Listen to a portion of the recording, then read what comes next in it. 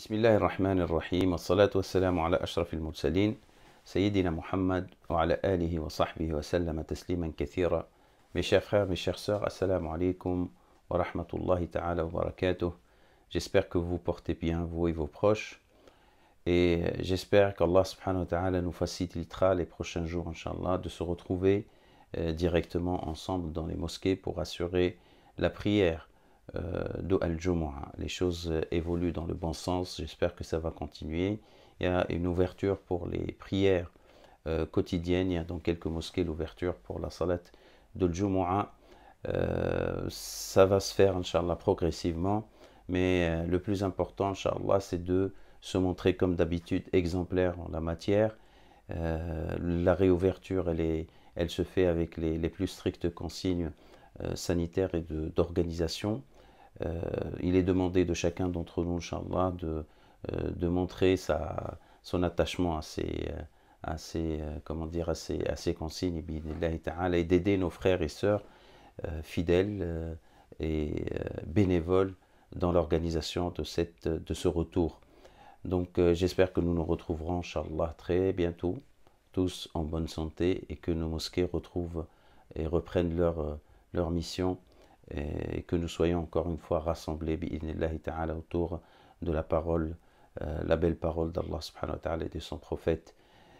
Aujourd'hui, je voulais parler de ce qui a secoué un petit peu le monde ces derniers temps, avec l'incident de la mort de George Floyd aux États-Unis, dans des circonstances que vous connaissez, et qui a provoqué une grande vague d'indignation à travers le monde contre le racisme et contre ces discriminations qui commencent à faire trop dans le monde et qui sont à l'origine de beaucoup d'injustices, pas seulement aux États-Unis, mais essayons d'ouvrir le regard. Il y a beaucoup de populations, il y a beaucoup d'individus qui sont persécutés, qui sont marginalisés, qui sont même tués, comme vous le voyez, individuellement ou même en masse, en raison de ces discriminations d'ordre racial, d'ordre religieux ou de toute autre sorte.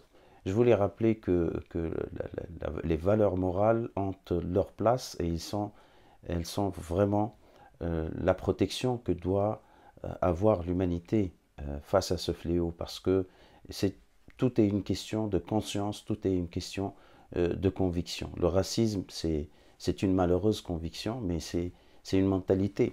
C'est une mentalité et c'est une façon de voir les choses. C'est des gens qui ont une idéologie obscure, donc qui consiste à discriminer les gens et discriminer de manière consciente et des fois de manière structurée et de manière organisée.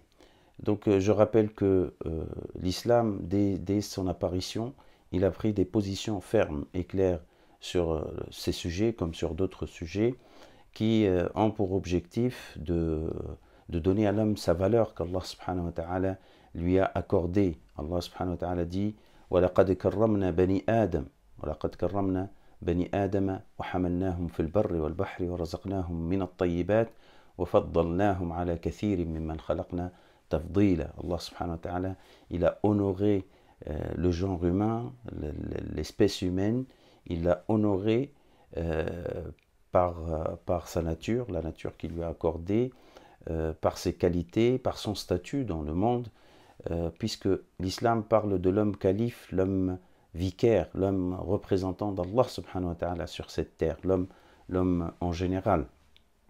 Donc tout être humain en plus a cette valeur, c'est une valeur universelle, donc qui ne concerne pas une partie de l'humanité. Malheureusement, la bêtise humaine, l'ignorance a fait que les hommes se sont détournés, comme ils se sont détournés de plein d'autres valeurs. Ils ont voulu donc faire ces discriminations entre eux. Allah subhanahu wa ta'ala dans le Coran al-Karim dit un verset qui est très important. أعوذ بالله من الشيطان الرجيم بسم الله الرحمن الرحيم يا أيها الناس إنا خلقناكم من ذكر وأنثى وجعلناكم شعوبا وقبائل لتعارفوا إن أكرمكم عند الله أتقاكم إن أكرمكم عند الله أتقاكم. Donc ce verset qui s'adresse à l'ensemble de l'humanité, il a une portée universelle. Ô vous, les hommes ou ô hommes, nous vous avons créé d'un mâle et d'une femelle. Et là, c'est Allah qui a créé les choses. Donc il n'y a pas de raison pour que les hommes en fassent une discrimination. C'est Allah qui a créé les choses comme ça. Ce n'est pas la faute à qui que ce soit. On est divers en termes de sexe, en termes de langue, en termes de couleur, en termes d'origine, en termes dans plusieurs choses. La différence humaine, c'est elle qui fait en fait le genre humain. Donc première chose, on vous a créé d'un mâle et d'une femelle.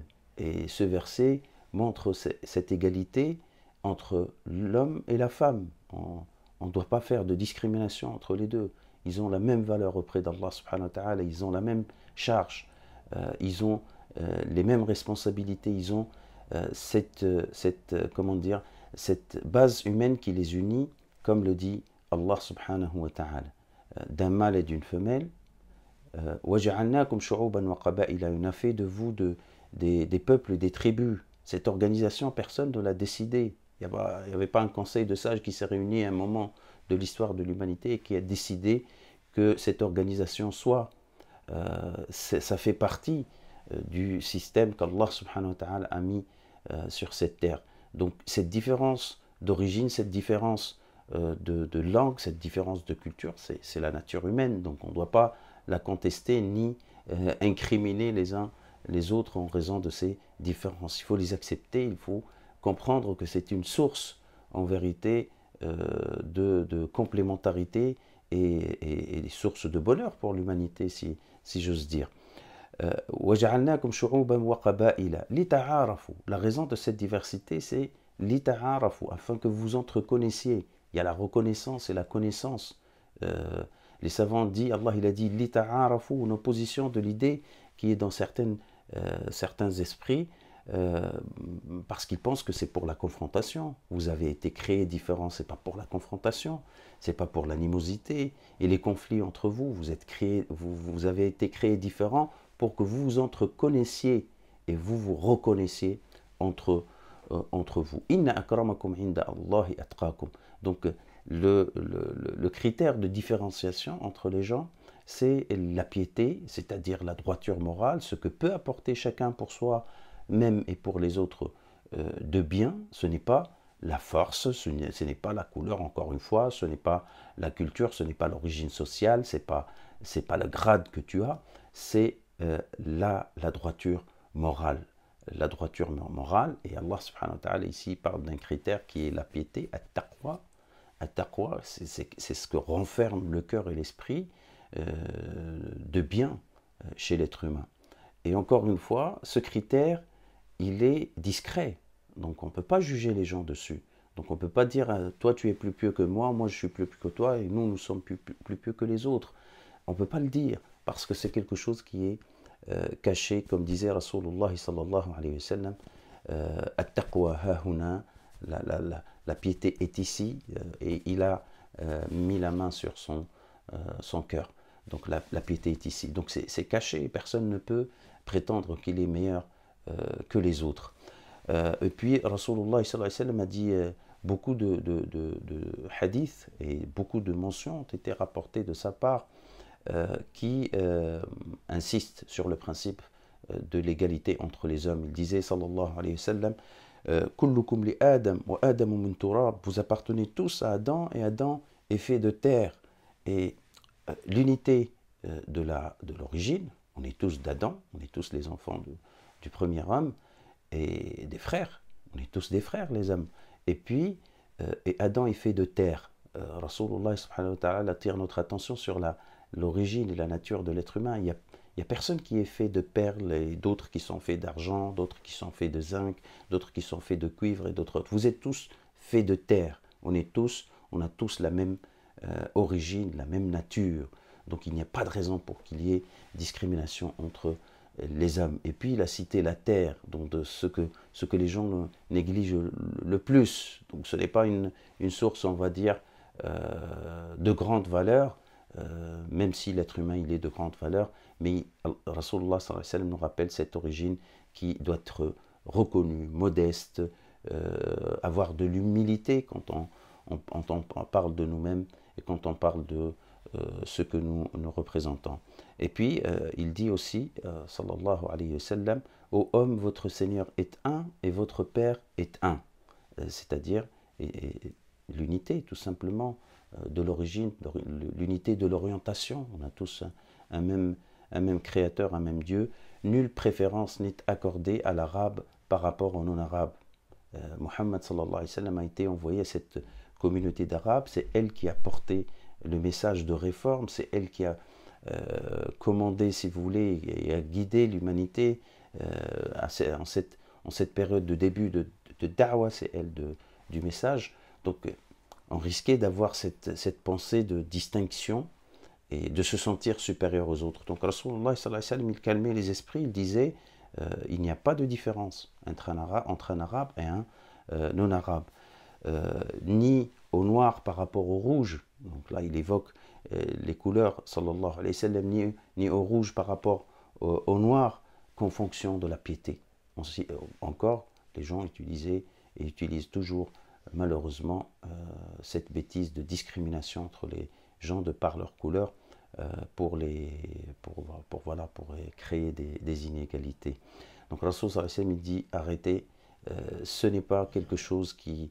Donc c'est quelque chose de très malheureux qui va finir par détruire l'humanité. Et malheureusement, on est en train de le voir. Il y a des pays qui sont structurés sur une sorte d'apartheid et de discrimination raciale, dite ou non dite. Et le plus malheureux, c'est que c'est pas dit, en fait. C'est pas dit. Donc on camoufle, toujours on met en avant les égalités alors qu'on est en train de vivre des discriminations. Et nous sommes tous appelés à garder la conscience, cette forte conscience d'égalité, et la défendre ensemble, la défendre dans l'instruction de nos enfants, dans le discours que nous diffusons, dans notre façon d'être avec les gens, le respect avec tout le monde, et ne pas contribuer avec des gestes malveillants ou avec des expressions malveillantes qui vont finir par aggraver les discriminations et l'inégalité entre les hommes. Donc, un jour, pour vous décrire un peu comment Rasulullah sallallahu alayhi wa sallam a procédé au déracinement, parce qu'il s'agit aussi de déraciner ces mauvaises consciences chez les hommes, et la remplacer bien sûr par cet esprit universel, humain, respectueux du genre humain en général, et qui défend l'égalité et la fraternité entre les hommes. Donc on rapporte que deux compagnons du prophète, alayhi salatu wassalam, alors qu'ils étaient en discussion, le premier c'était Abu Dharr al-Ghifari, et le deuxième, le fameux Bilal al-Habashi, l'homme de peau noire, radiyallahu anhum tous, qu'Allah soit satisfait d'eux. Donc ils avaient une discussion un peu houleuse, on va dire, entre compagnons, et sans aucune raison apparente, Abu Dharr al-Ghifari voulait riposter à l'avis de son frère qui était Bilal, qui a dit un avis qui ne lui a pas plu. Il lui a dit, même toi, fils de négresse, tu as un avis. Donc il a insulté de par sa couleur, la couleur de sa maman. Et Bilal, choqué par ce propos, par ce discours, lui-même il a pensé que c'est une chose qui faisait partie du passé sur laquelle on ne devait pas revenir. Il s'est mis en colère, il lui a dit par Allah, je vais me plaindre auprès du prophète, parce qu'il a senti la gravité du comportement. Il ne faut pas laisser passer ce genre de choses sans alerter, sans attirer l'attention et sans aller comment dire, se plaindre auprès du prophète, alayhi salatu wassalam. Donc il est allé voir le prophète, alayhi salatu wassalam, et il lui a rapporté, il lui a dit, as-tu entendu ce que a dit Abu Dharr al-Ghifari?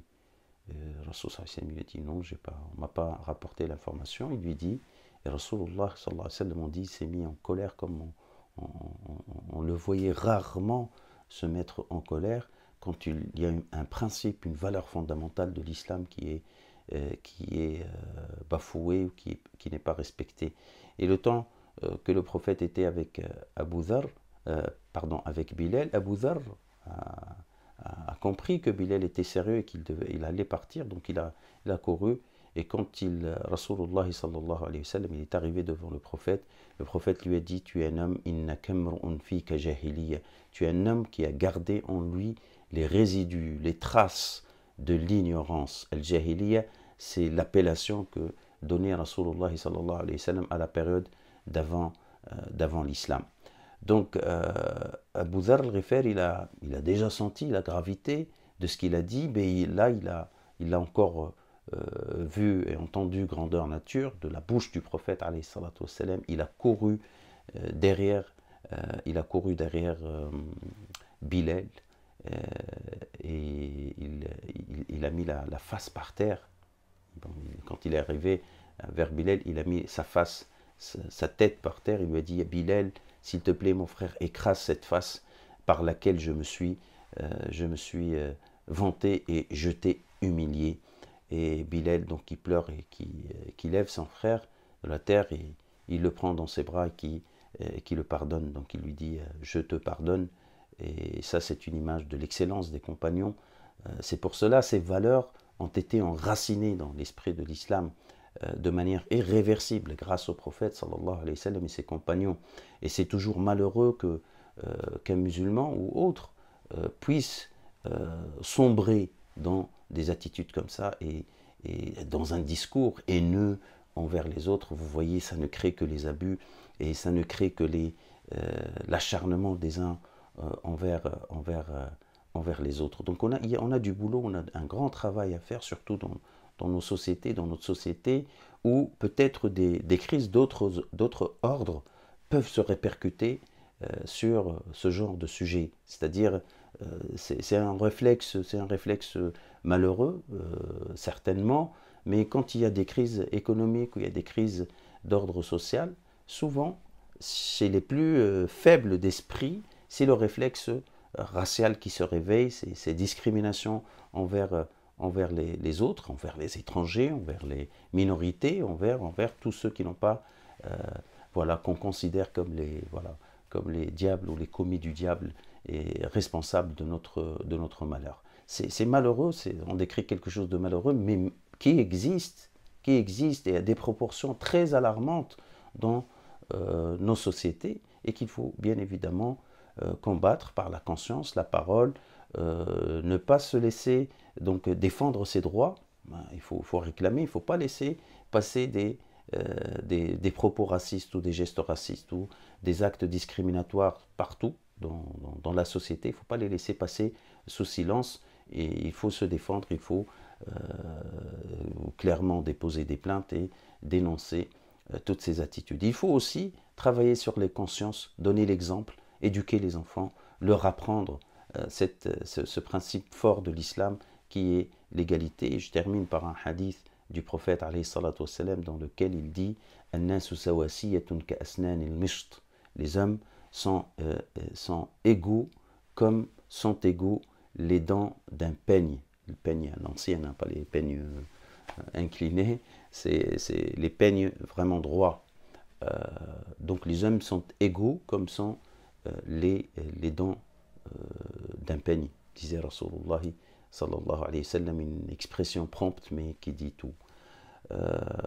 Donc il y a du boulot, il y a du travail à faire. J'espère qu'Allah subhanahu wa ta'ala nous protège, Inch'Allah, et qu'il fasse que ces tendances, ces courants, ces idées ne soient pas les plus influentes dans notre vécu, dans notre société, et que l'idée de la fraternité, de l'égalité prenne le dessus parmi nous, Inch'Allah, dans notre société et dans l'ensemble du monde. On garde toujours l'espoir. Le croyant est toujours optimiste. C'est un homme d'espoir, donc c'est un homme d'action aussi, dans le même sens. Nous prions Allah subhanahu wa ta'ala pour qu'il nous préserve, pour qu'il préserve notre dignité, notre humanité, notre conscience de tout égarement, et qu'il protège notre foi. نسأل الله سبحانه وتعالى أن يحفظنا وإياكم وأن يثبتنا وإياكم وأن يهدينا وإياكم إلى سواء السبيل. وأن يجعل خير أعمالنا خواتمها وخير أيامنا يوم نلقى الله سبحانه وتعالى. وصلى الله على سيدنا محمد وعلى آله وصحبه أجمعين، والسلام عليكم ورحمة الله تعالى وبركاته.